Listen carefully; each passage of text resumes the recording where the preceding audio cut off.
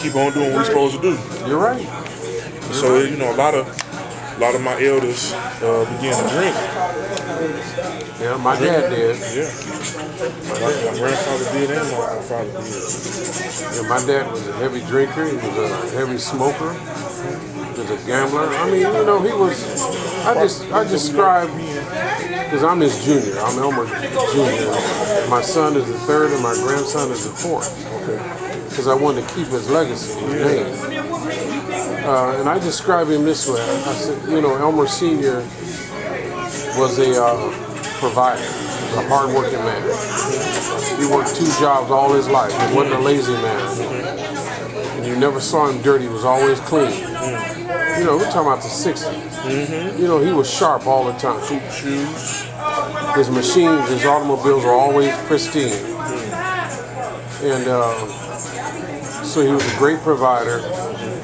He was a good dad. He just didn't know how to be a husband.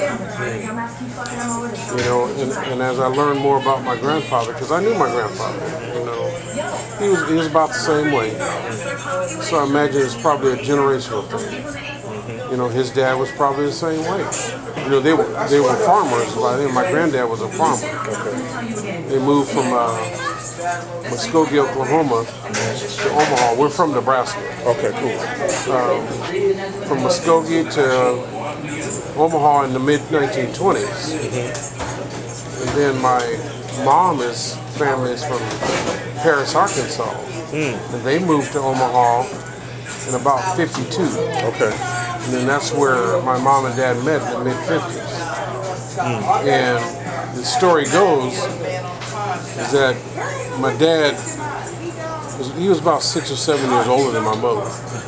And he lied to my grandmother and said that mom was pregnant. So my grandmother made him get married. I come along 3 years later. Oh, okay. She wasn't pregnant.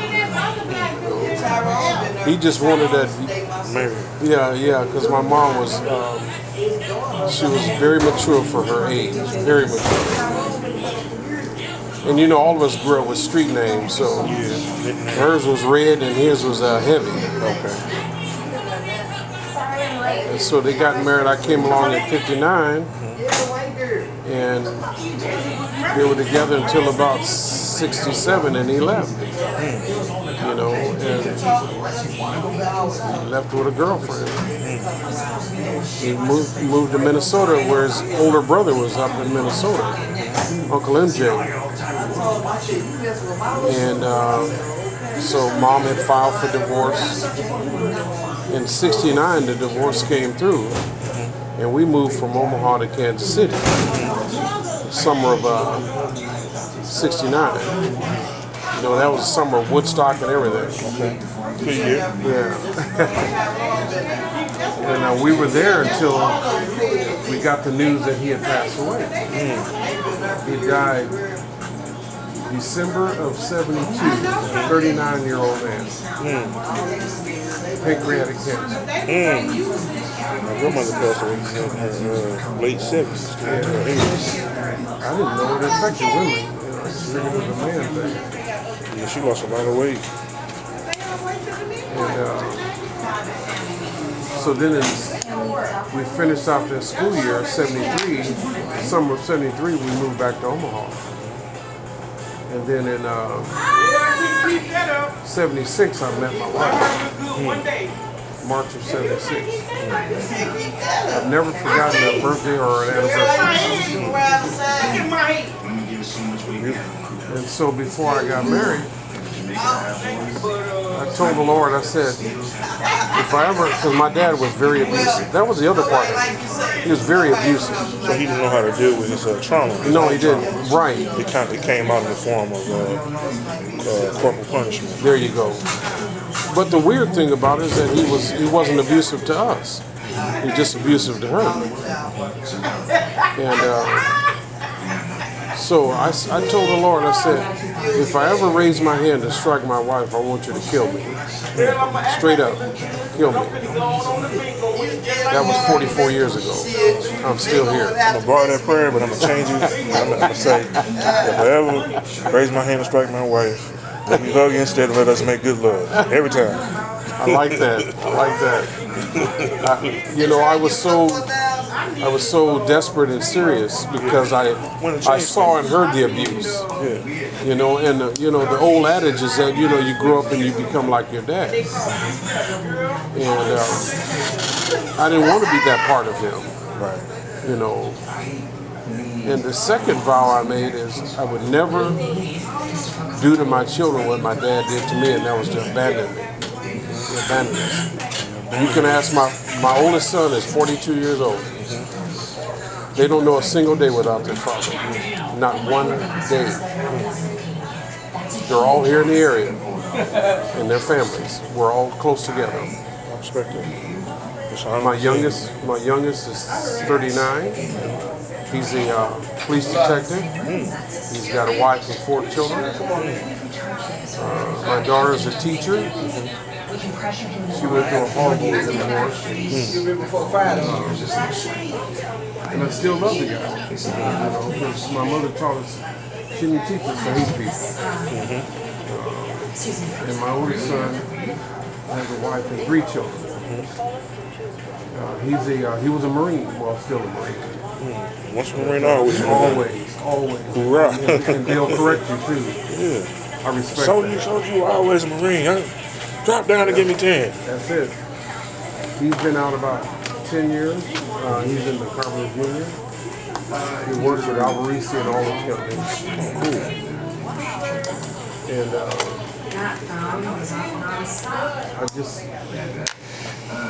I just wanted to be there. I didn't want them to experience the pain that I experienced. Yeah, you did. Let me see your I know they're going to go through their own stuff. I get that. But I didn't want to add to it. Yeah. See, I didn't want to add to their problem. Provide a solution. Yeah. And so I wanted them to know what a father was like. Who you with? And I mean, I had uncles and guys in the church and stuff like that. But it's just not the same. And I respect that. It's not the same. So they know what a mother and father is like. And we're very close. We do things together. Our family motto, we kind of adopted our family motto from the, I don't know if you remember the movie, early 2000s, what was it called? It's about HBO. It was about historically black college in the South, and they were putting a strong. Well, they had a history for a strong band. What was his Nick? Was it Nick Cannon? Was the star? Drumline. Drumline. Okay. One band, one sound. Yeah. We adopted that as a family motto. One band, one sound. Me and you, we're not a team. I did what was best for me and everybody benefits from it. Wrong it. I ain't One band, one sound. It's what it is. And when all the notes come together, it's a beautiful symphony. There you go. And we're all musicians too. The whole family. We're all musicians. My wife plays 5 instruments. My daughter plays 5 instruments. My sons are drummers. They could play with any band on the planet. And that's no exaggeration. These boys are bad. Man, they make your skin crawl. 3 weeks old, I'm not finna do all that shit and devote myself to They one make your day. skin, especially the youngest one, Andrew. Oh my God. He's more of a technician. He's technical. That's blocking other people. Elmer's just a raw drummer. Andrew is a technician. This dude, Every Friday. What's wrong with you making your appointments once a week? I'm telling you, like I said, he just, So that's good. yeah, I'm very proud of him. I let him know that. The other thing is I don't remember, and maybe he did, but I don't ever remember my father telling me he loved me. I don't remember that. Now I know I believe he showed it as far as being a provider. He showed it. Maybe he didn't know how to do that. I think that maybe He didn't know how to do men it. and women show different forms of love. Like more men show it from a strength, logical aspect, and women show it from an emotional, physical aspect. There you go. Because women are more so emotional, and the emotion and the physical touch go hand in hand with how we process it in our sensories. Right. Because how our women love us, it go hand in hand with how our mama showed us love with hugs and kisses. And we identify that with the women that we like. You know, so from 67, No, ma'am, I gotta work. mom had to. I mean, Happy she reared us by holidays, herself. Happy holidays, man. She reared us by herself. She literally did that. She brought nobody in. She got married. My senior year. My stepdad. She got married my senior year and had 3 more sons. So I got brothers young enough to be my sons. Matter of fact, my youngest brother is just a year older than my oldest son. Yeah, a year apart. That was interesting. Yeah. Life has a way of throwing your curveball. You got 2 options: duck, run, or swing and hit it. Thank you, Salim. So Salim and I will call out a list. I told my oldest granddaughter, well, she's our oldest grandchild, period. My daughter gave us our first grandchild, Emily. And I said, Emily, let me tell you something. I said, life will seldom ever be fair. It will seldom ever be fair. I said, it's not the fact that life will be unfair. The fact is, what are you going to do with life? Because it's going to be unfair. So you got to figure out what you're going to do with it. You know, I'd rather be real with her than live in some fantasy. That's true. When you understand reality, you can live your dream better because There you go. understand the realistic view of things, and then you can start to negotiate your dream. That's it. Everybody have one. God give it to you. That's it. That's how your brain is wired when you step outside every day. How you doing, sir? How you doing today? What's your name? What's your name? Yes, sir. Yes, sir. What type of haircut would you like? It's a regular haircut? Okay, give me about 30 minutes. Can you give me about 30 minutes? Is that okay? What's your name, sir? Bill, I'm John. Nice to meet you. This is where you start in terms of reaching your goals. Now, the questions we've asked have less to do with your own achievements and everything to do with your family history. I'm listening. Yeah. So I started writing a semi-autobiography. I guess I need to finish it. Write it up. I really want to get into writing books, more books. Because I have a story to tell. I tell people I got here by 2 G's. Government and a gun. So going back to my granddad, he was a farmer. So when they moved to Omaha, he just continued farming. I guess the Wilson clan owned some property there in Omaha, like a whole block. So he just literally just farmed the block. That's what he knew to do. And every year he put out a huge garden. In Omaha, what y'all call the north side here, Omaha we call it the near north side. Same kind of setup. Yeah. What's that, Bill?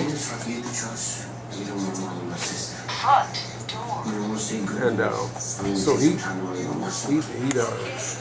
put out a garden every year in the near north side. I think half the time they probably stole out of his garden, which he didn't care. You know. What did he say? I think he said, well, I didn't hear him clearly. I tried to get his attention because I told him initially it'd be about 30 minutes. There's too many black folks in him. Well, I don't know. We'll find out in a minute. All I'm doing is to stack and get through grad school. Black folk. Stanford PhD robotics So program. he said, like I said, in the mid-20s, the government ran them off their land. That was the first G, the government. So he just kept farming there, providing for his family there in Omaha. And then So here's the story. Here's how the story goes. How my grandmother moved from Paris, Arkansas to Omaha. So she was dating this dude because her husband had left her. She was dating this dude, and she had my youngest uncle by this dude. Like we're 7 years apart. And this dude was really harassing her, giving her a hard time.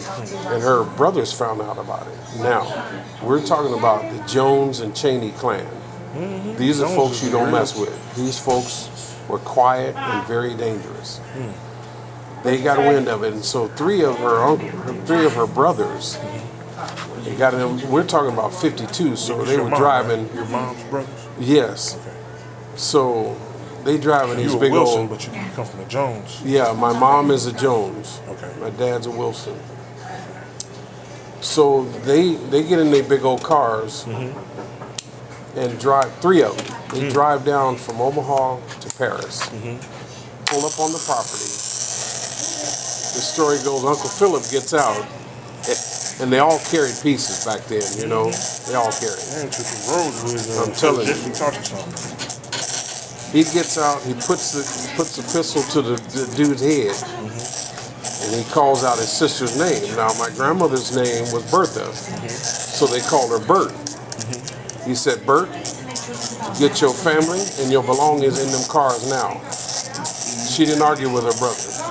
She grabbed up all 10 of her children, stuffed them in them big old cars, and stuffed the trunks, and left and moved to Omaha. So that's how I got here. The government and a gun. That's a good story. I'm gonna put that in my book. It's definitely gonna give an eye-opening, account. So I say you never know how you got here until you start listening to the whole story. Yeah. I know. I was a preemie. I supposed to have been born on July 4th, but I came out in June. Really? Yeah, my mother told me I was the size of a sack of sugar and I came out like that easy. What? You sound like my sister. I had one sister. She was born 4 pounds and lost 2. They gave her up for dead. My mother said, just let me get my baby home. Let me get her home. When she went back for a 6-month checkup, they couldn't believe it was the same child. Gave her some love. Gave her some love.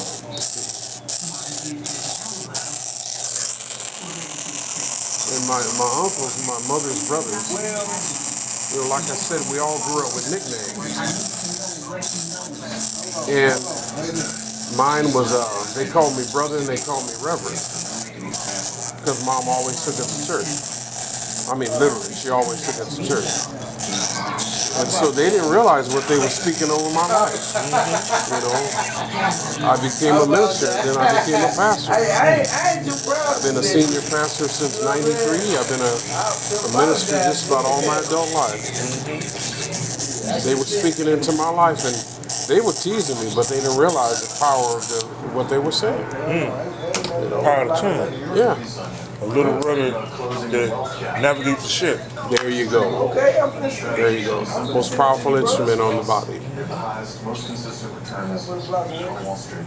So I've read. How exactly do you achieve that? You hire the best, cutting edge research, analytics, and put you on board. I think the thing that I'm concerned about is, you know, where we've come from. And it's like in a lot of ways we've gone backwards. That part comes from being able to see things afar off and then having to go back into the reality from afar off and then do what you saw. So you might have seen a premonition 10 years down the line of what things are supposed to be, and now you got to go backwards and live it out. Kind of like a trailblazer. Yeah. Yeah. The trailblazer, the family is always the one that has the vision, and then the backwards part comes in and trying to make the vision happen, and nobody knowing how to do it. But the trailblazer is put out front with no manual and saying, "Get this done." Right. That's being ordained by God. Right. And the backwards part is everybody around doing other stuff, and the trailblazers saying, "Hey, this is what we need to do," and they're working. So sometimes they might do some backward stuff to get the family on board. It's my wife. You have an estate. Do something smart with it. Give it to your old man. Hello. Bringing you a surprise. I think you do. I'll be there in a little bit. Come on, spit it out. I don't know. I think trees are Alrighty. the part of the talented temples to remove.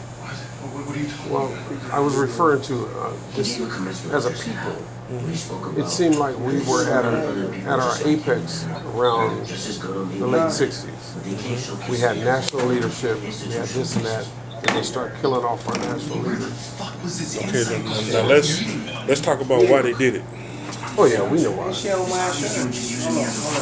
your job to show me you're more than There's two reasons why they did it. isn't the right fit for you. One, he was a seer. He seen the future. You can convince RSJ to Two, sign with us. he was finna wake up a whole bunch of people. That's it. That's it.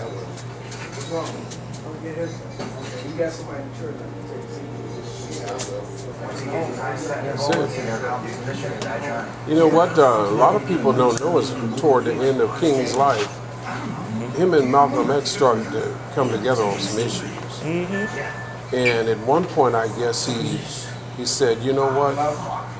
He said, "I think I've made a mistake." You know, and He think he understood what the mistake was.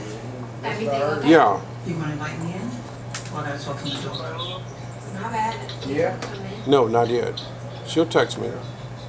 Okay, All right. Who, him? I think What made you come back? they both had vision. They both were aiming at the same purpose in just different ways, two very different ways. And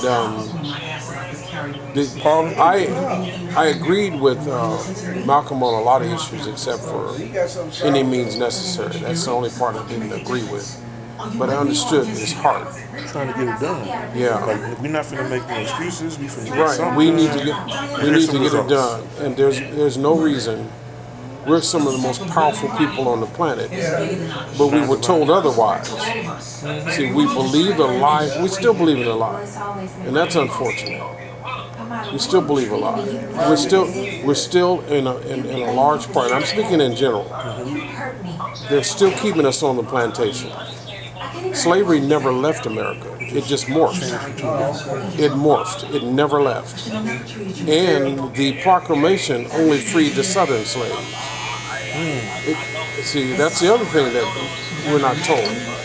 It didn't free all the slaves. Northern slaves. Yeah. The northern slaves is when they got factory jobs and became factory workers and were still mindful of gold like the Gigi and the original human design, according to the Samaritan scrolls.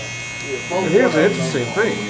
You know, we give credit to Pull us off on. the indigenous people Go as see them being now. You know, you go see them now. what we refer to as Indians. They weren't Indians, Yeah, but yeah, they were yeah. referred to That as that. type shit. But Right. interestingly enough, I don't know how long they've been doing this, but they've been finding, check this out, they've been finding Egyptian artifacts at the bottom of the Grand Canyon. Now figure that out. At the bottom of the Grand Canyon, It was Egyptian artifacts. so So the indigenous people were African. what we call Egyptian during that time period, they had a whole nother name for it. You're correct. And if Another name for Africa too. probably, I found that out. Akabulan, the land of the burnt face people, or Ethiopia. And here's one to blow your mind. When you boil all those names down, the original names, and of course it coincides with the biblical account. The original name was Eden. Eden,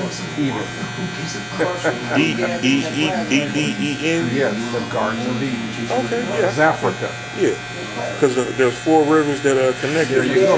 Gahon is one of The them. Tigris. And There's three Euphrates, that, Tigris, and there's one more. yeah, there's three Dead that's still, Sea there's three that's still connected. connected. Euphrates, the Tigris, and I forget the The third Dead one. Sea? No, it's not the Dead Sea. It's not the Dead Sea. Nile. Yeah, and all of them connect somewhere around. Because the Nile flow backwards. Yeah, connect somewhere around Baghdad. My son served over there. He served in Baghdad and Fallujah and Kuwait. Okay. He's been on 2 flat tops. Yeah.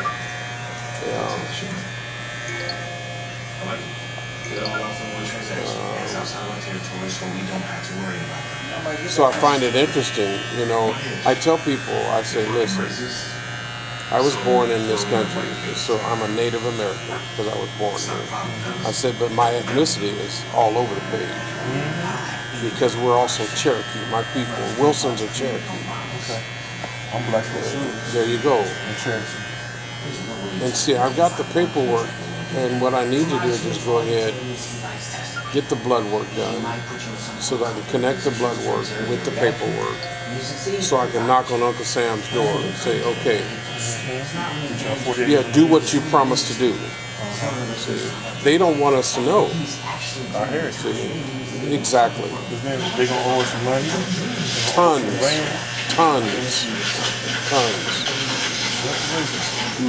One of my mother's brothers, Uncle John, he's in California. He's been doing research for years. He said his research showed him that if he can prove his ethnicity, all of the back taxes he's ever paid to the federal government would be returned. And it's over $500,000. That's just in back taxes. He needs to pursue that. And he's also a veteran. He's a Vietnam veteran. And 4 or 5 uncles that were in during Vietnam. They all came back. Did they have a couple marks on them?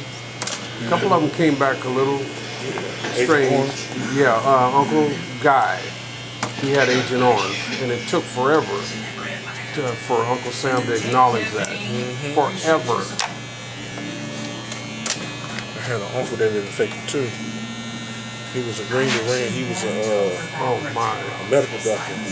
Wow. You better make it pay off. Are you serious? You just got here. Yeah, it affected him. He was a drinker too. He was drinking a lot. I always had a good attitude, though. Okay. Just couldn't understand why he had that whole dream about it. You know, I started going down that path. My dad was, as far as drinking when I was in college. Went to college, and I started down that path, and I realized that because I had a very high tolerance to liquor. I'm serious, very high tolerance, and I had to realize that someday this is gonna kill me. And I went cold turkey. Went cold turkey. Because I realized it happened to my dad, it happened to my mother's brother, died of cirrhosis of the liver, drank himself to death. I didn't want that. I want to leave an incredible legacy to my children. You know, they're more important.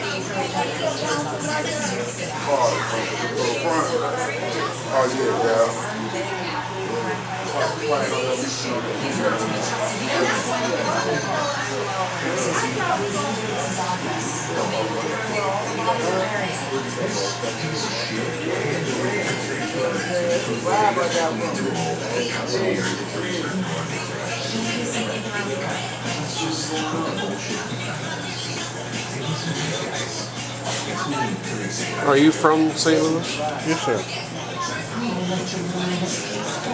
Family from the South, Southern roots.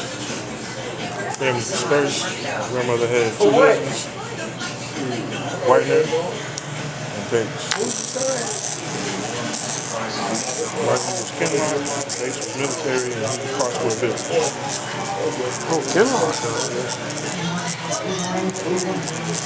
Yeah, I studied up on the history of Kinlock.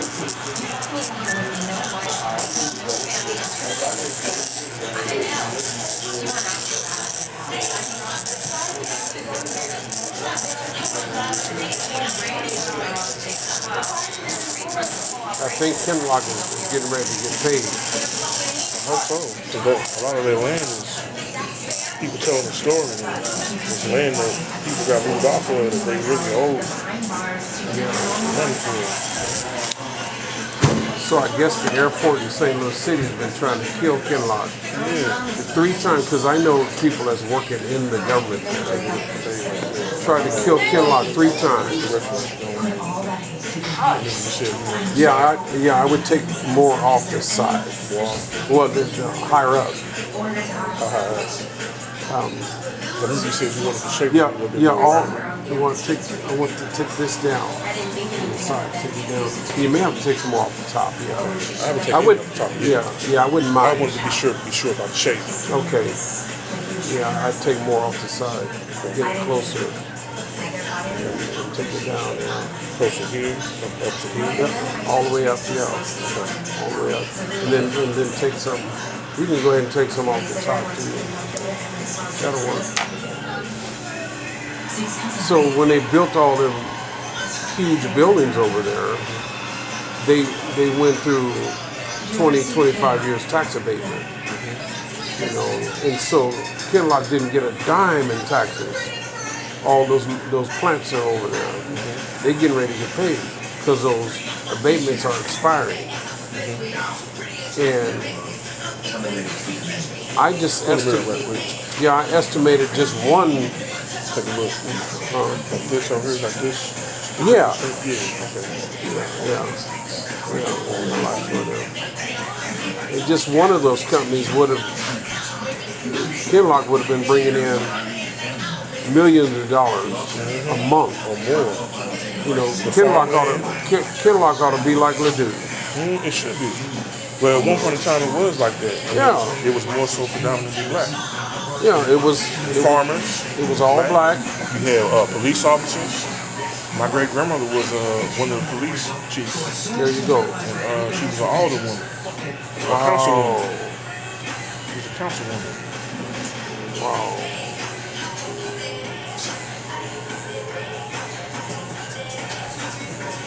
Yeah, they said Berkeley was North Kinlock.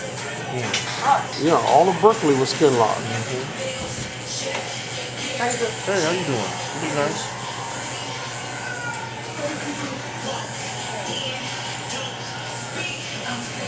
Yeah, I got a friend that works for the city, and I guess Kinlock had dug a tax liability hole, and they just got out of that hole a couple of years ago. You know what Wilson? They're in the black. He's a producer. His name Maurice. Yeah? He got a studio called Studio A. Huh. You know Wilson. Called Maurice Beats. I've known him for years. Huh. Well, if they're from Omaha or from Muskogee, we could be related. Because I still got family down in Omaha. Most of us are Omaha.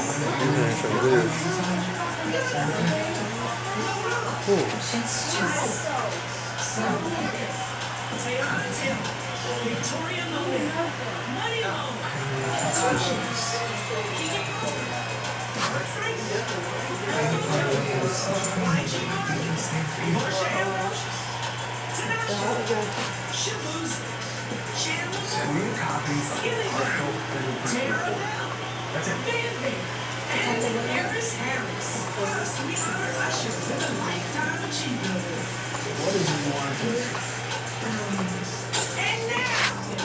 Now, is this your business? I'm a barber. I'm a business within the business. So I own, my brand name is called Stylist. And the brand is I Can Get You Fly. But I work in Bond's barbershop. I'm a part of Bond's brand. Because all the barbers are Independent. technically, each barber name has their own brand.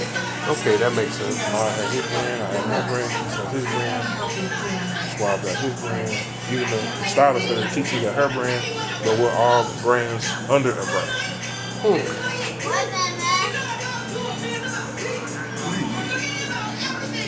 Kind of like Voltron, you know, all the parts come together and make a team and a whole. Yeah, yeah. So now, are you an LLC? I do have an LLC. Cool. How you doing? I'm well. Did you all need some help, man? Okay. No problem.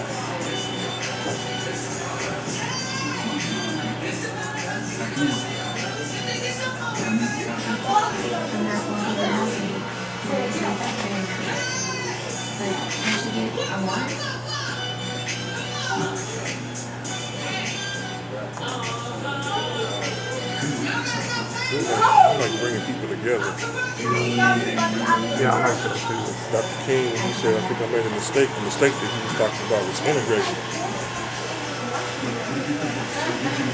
He sided with Malcolm X because at one point in time, Black Wall Street was, because of the segregation was so strong, he said, you know, we'll build our own town. And Right. make that successful within ourselves where the money will circulate 7 times before it will move out of the neighborhood. Right. And so we support us. So everything that we did was more so supported by us. Right. So they saw that and they was like, no, we don't like that. That's Y'all right. too powerful. Y'all know who y'all are. Y'all know economics and trying to shut it down.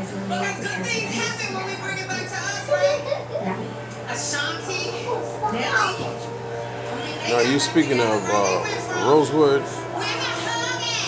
in northern Tulsa, Oklahoma? Yeah.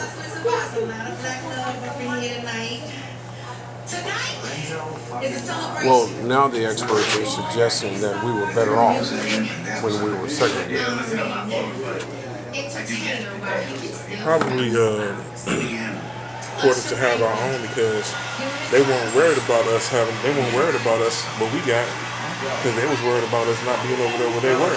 Right. So we couldn't drink their water fountain, but you know, we had our own stuff that we created. We treated ourselves well with what we had, and we shared with each other. They might have gave us a broken down water fountain. Somebody go over there and tried to fix that water fountain and make it better for us to drink from. And probably put some Kool-Aid in there rather than water because the kids like Kool-Aid. And they go, oh, you can't do that. Well, why not? Where's the law that says I can't? And then break it. They create the law. A week later, say, why can't I do it? The law says that you can, ordinance, this, then the other says you can't do that. Well, why not? Y'all don't want us drinking from y'all water fountain, so we made our own. So congratulations, Mr. Ray.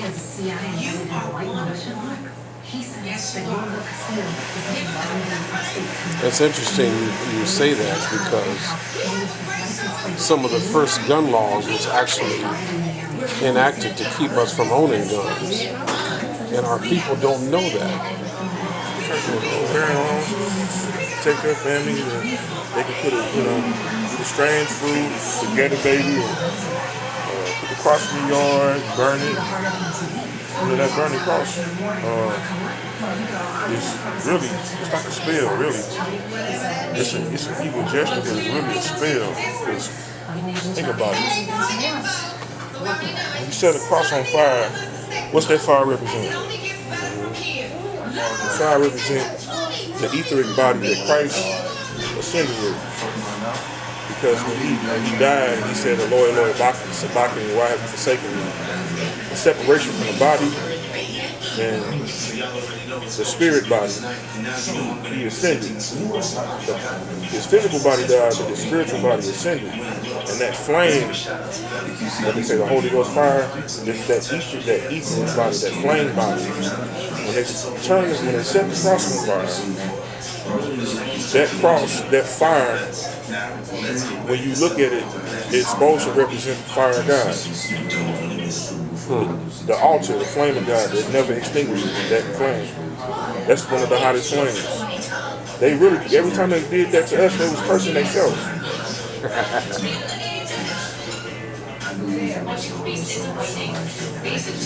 They say energy don't die on the transfer. So if you put out evil into the world, eventually one of those low vibrational spirits that you done summoned, or even one of your own clans people, gonna come over there and do something to you. Because remember, Coming back on there. an evil spirit sent from the Lord oppressed Saul. Right. It was sent by the Lord.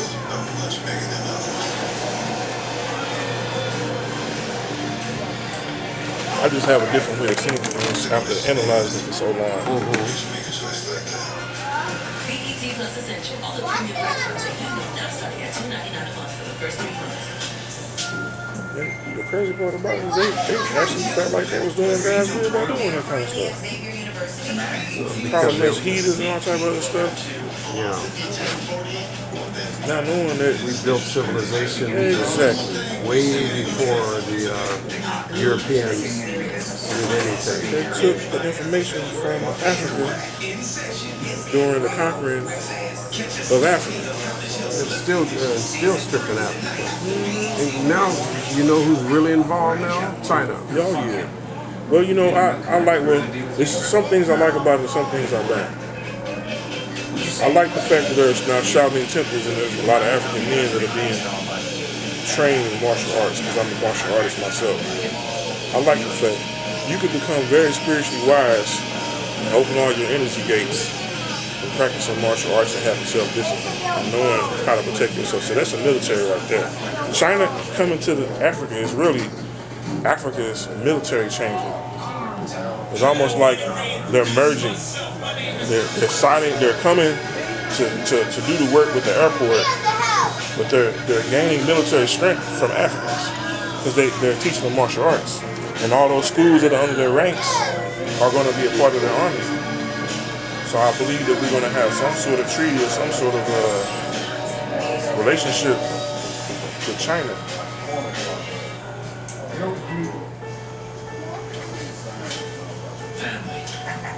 I honestly believe that. Milk, cream, the best things in life start with the simplest ingredients. Better starts with prayers. Let's bring it in. Wow, I think our family is together. Every time we fly.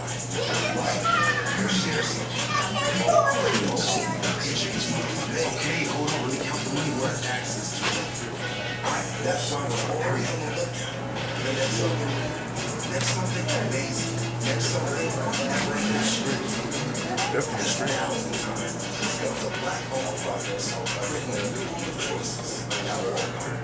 Trying to run it out of business.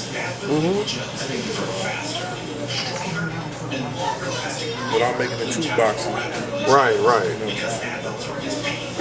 One of my favorite Marvel characters used to wear a belt like this. Really? He was a brother. Called him Bishop. He was a time traveler. In the Marvel comics, yeah. He had a big team, he had a mustache and beard. He was a leader, a time traveler.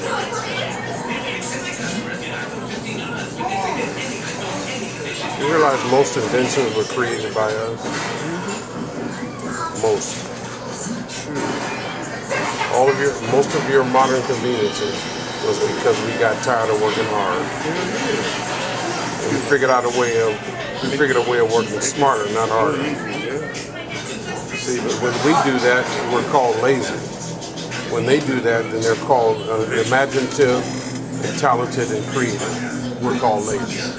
Who wants to work and fatten somebody else's pockets and lifestyle while your family is, kind of struggling and eating, Right. Food that you won't even share. And then, while you're tired talking, and then talk about you when you get tired. Exactly. You said we shall eat the good of the land. Hello. Yep. Is it ready? Okay. Okay. Okay.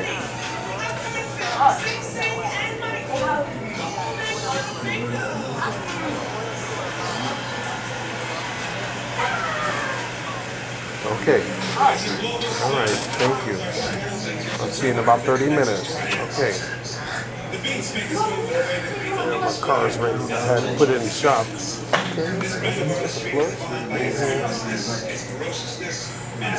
You bring up some very interesting things. You do too. Yeah, I'll have to keep coming here. Yeah, I like informational conversations that kind of help you with understanding things just a little differently. Yeah, I mean what I say to our people is we're strong. We're supposed to work together.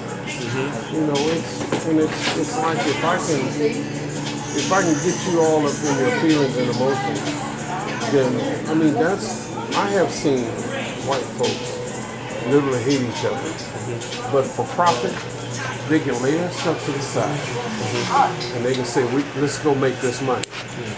I don't like you, but let's make this money. For some reason we can't do that. I believe we can. You know, we should be able to do that. Is what I'm saying. We should be able to say, forget all that. How are we going to succeed and do better? And how can I help you do that? I think that just comes from having a conversation and strategizing and having a heart where a genuine heart can feel a genuine heart. A kind gesture can be received from a kind gesture by showing love. As they say, love covers a multitude of sins. And so by showing love over a period of time of bickering, a person loving on you, even when you see things differently, it returns back to itself. Because he said in the word, he said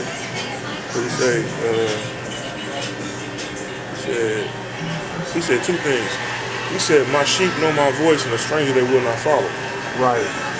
A voice is an audible communication. But that voice gets transferred through gestures. That same voice gets transferred through sound and action. That's right. So a person can say I love you without saying it with their mouth. Their actions can show it and you can feel it.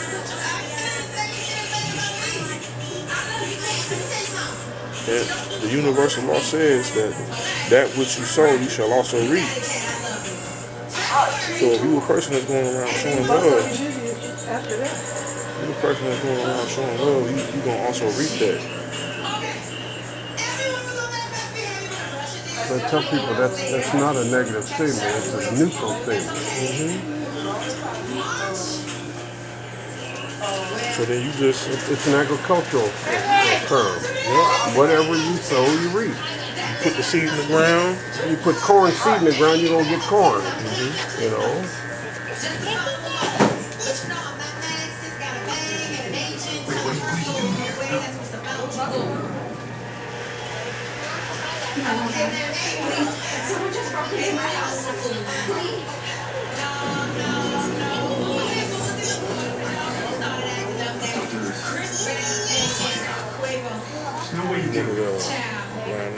Yes, sir.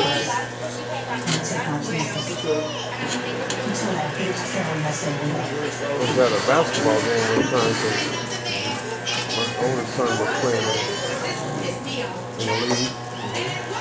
Afterwards, we sat around talking. And I was talking to this one sister, and I said, the problem with us is that we have been taught to compete against each other. So that's not what we're supposed to do. We're supposed to complement each other, not compete. True. And there's a fine line with that. A very fine line. And you got to find a healthy balance for it. Because on one degree, what competition does, it can help bring the excellence out of you from being in an environment and working at a higher degree of service. Like if you score 30 points and I'm around you all the time and I'm only scoring 10, I'm going to learn some of your mannerisms. I'm going to learn some of your strategy. I'm going to learn your way of carrying yourself, and it's going to sharpen me. Michael Jordan was an example of that. He always played with guys that were much better than him. And if they weren't better than him, they became better because he gave them a drive to go get something. There you go. His work ethic, being around it, being in the gym, day in and day out.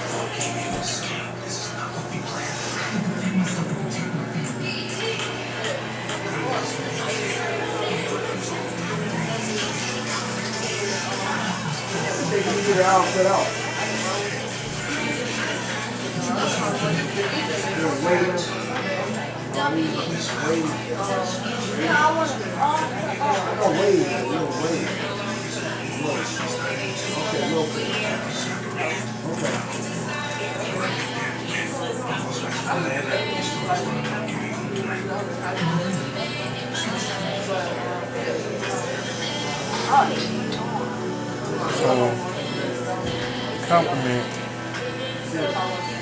the compliment comes in like when you competing and you realize that you start winning, you say, wait a minute, you got a cold 3-pointer. Instead of me going for the layup and being tired, I can just pass you the ball and you can just shoot. And it be done in 3 seconds rather than me taking 10. You start finding the little things that people do and let them be great at what they do. What do you want? Pretty soon, instead of competing, you are accentuating a person's greatness. And that greatness is a God-given gift that everybody has that only you can do. And you compliment those gifts and edify each other. That's where the spirit of collaboration That's it. takes place, not competition. Right. Collaboration, growth.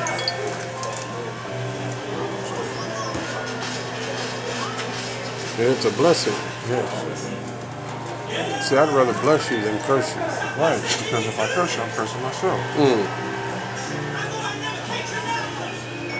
He said to treat yourself like you treat yourself like you treat your neighbor.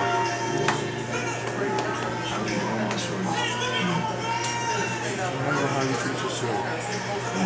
Treat yourself well, and you treat your neighbor well.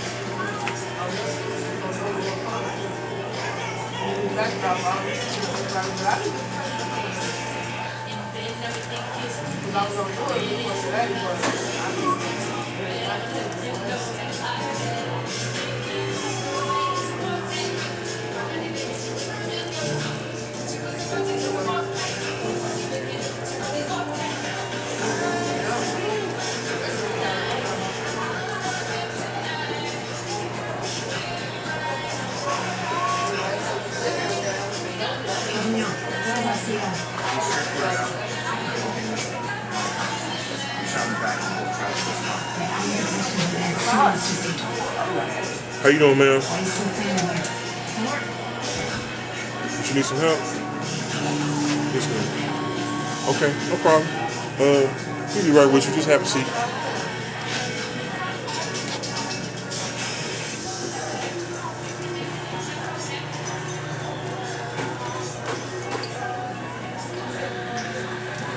Turn on you up. I'm glad you said that you cannot do some of that. No, I just didn't want y'all wrapped up in my head. Stay here as long as you need. It's just a person in the house, not a person.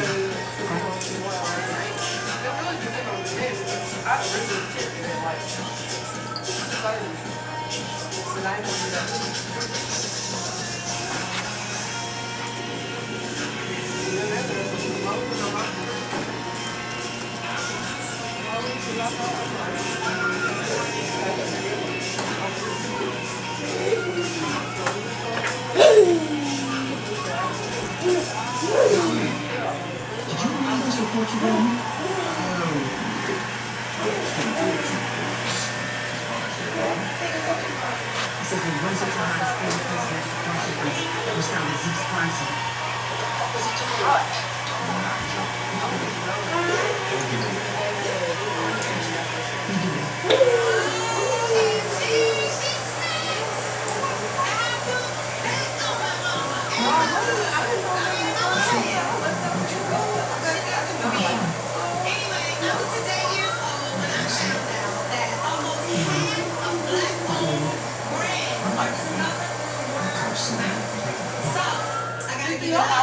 so far. For getting the word out about all the incredible black-owned brands they carry, including my husband BHBD. Her outfits are so far. Yes. I said, I need her style. I'm saving my business. So are you ashy? I got you. You got a hitchy stamp?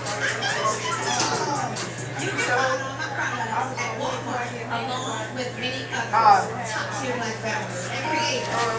Now you heard it from me first. Let's spread the word and shout out black-led gems so they can grow and be known by everybody everywhere. In fact, let me shout out two black founders, Ibrahim Nasir, a dozen cousins, and my girl. They were changing every like 10 minutes. Yeah. Like they had lots of love. On their show and bringing people together.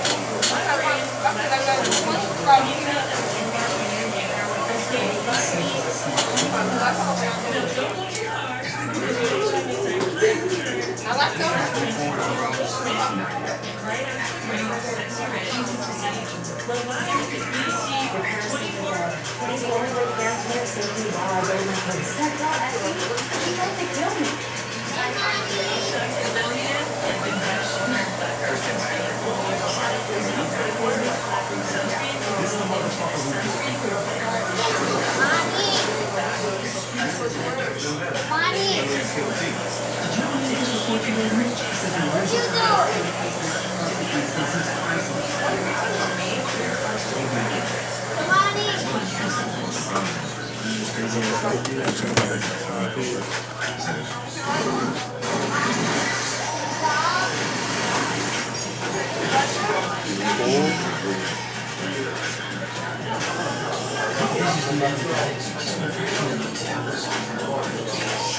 It's good. Any adjustments?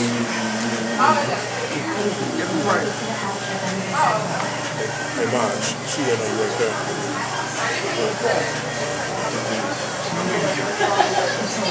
You know what? I would take the top down a little bit more, if you don't mind. It ain't gonna hurt my feelings. Pastor used to wear his hair like this. Really? Lonnie Brad.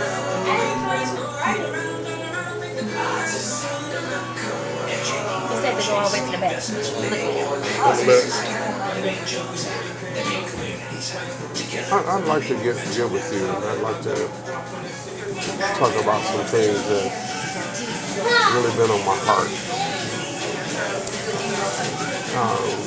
Because I'm a community person. I really care about the community. And, for example, it doesn't make any sense to me that there's homeless people in America. It never has made sense to me. I know it's a reality, and I know there's 1,000 reasons as to why.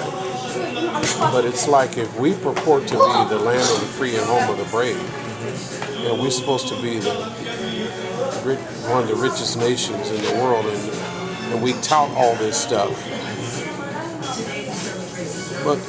But the reality is, especially if you're talking about veterans and homeless, should never be in the same sentence. Yeah, you know, I served, my son served, my uncle served. I still have my uniforms over, though I can't wear them, but I want to create a situation. And I look at, for example, the city of St. Louis. It has about 16 to 20 properties that literally just sitting and rotting. I'm talking about the old schools. It's French architect, beautiful architecture, gorgeous buildings. Shut down in every black community. Thank you. And they're just literally sitting there and rotting. And I'm thinking to myself, now wait a minute. We got a sister, we got a mayor. That she's been in office, 2 terms now. How you doing? And How you like? that would have been one of my first assignments, is to find the worst neighborhood in the entire city and rebuild that neighborhood. Then everything else will be downhill. the worst conditions and restore it. Well, But getting back to those schools, like you said, those schools are beautiful. Can you imagine going in, redoing those schools, and setting them up as like almost like a city within a city, where people could live, work, and play there. Live, work, and play there. you have to have a strong spiritual system to help people with psych issues, though, because a lot of mental illness is happening because That could be in a spiritual. separate. I would have that in a separate building. You know, I'd have buildings for different situations. You're correct. You know, I'd have that kind of situation. It'd be a whole building to itself. You know, maybe a building for